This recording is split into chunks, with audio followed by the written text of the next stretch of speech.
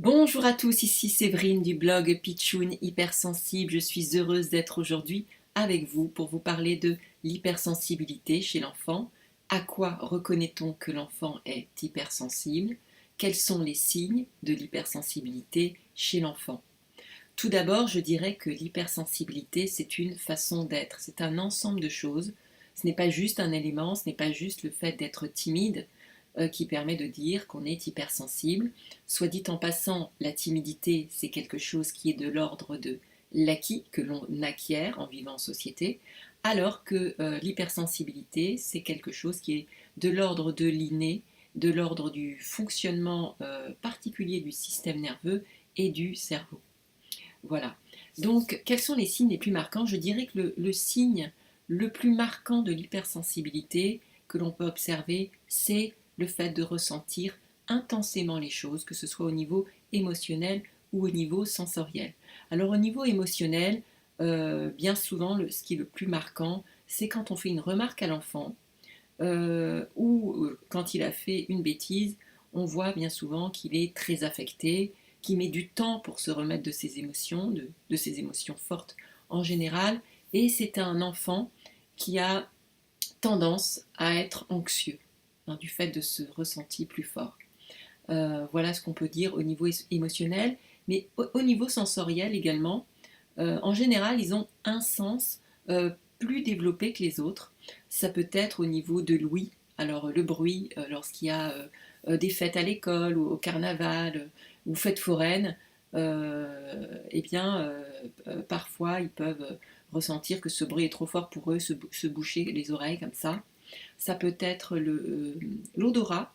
Je me souviens de mon fils quand on a été chercher un chiot chez une éleveuse, eh bien, il ne voulait pas pénétrer dans le bâtiment parce qu'il y avait une telle concentration de chiens et donc une odeur associée qui faisait que cette odeur était trop forte pour lui, il ne pouvait pas rentrer dans le bâtiment. Et où ça peut être également le toucher. Alors le toucher, ça peut être eh bien, les vêtements rêches, les étiquettes des vêtements qui pour eux sont irritants. Ça peut être l'eau chaude, l'eau froide, avec des réactions assez fortes par rapport au changement de température. Voilà, selon les enfants, ça peut être l'un ou l'autre de ces sens. Mais en tout cas, voilà, un ressenti très fort.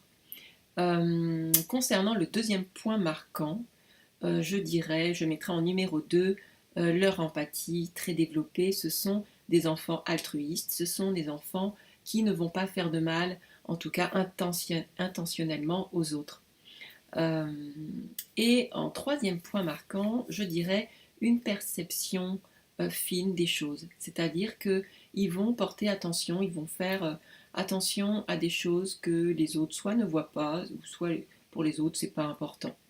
Euh, Ça va se traduire par des remarques qui vont sembler un petit peu décalées sur la beauté d'une chose qui paraît insignifiante. Euh, voilà, alors pour autant, il n'y a pas de profil type d'enfant hypersensible.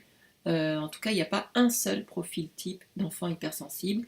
Il y a des enfants hypersensibles qui sont introvertis, c'est vrai, c'est la majorité, mais d'autres qui peuvent être extravertis. Il y a des enfants hypersensibles qui vont exprimer très fort leurs émotions, ils vont tous ressentir fort les choses, mais certains vont l'exprimer de façon très forte, d'autres non.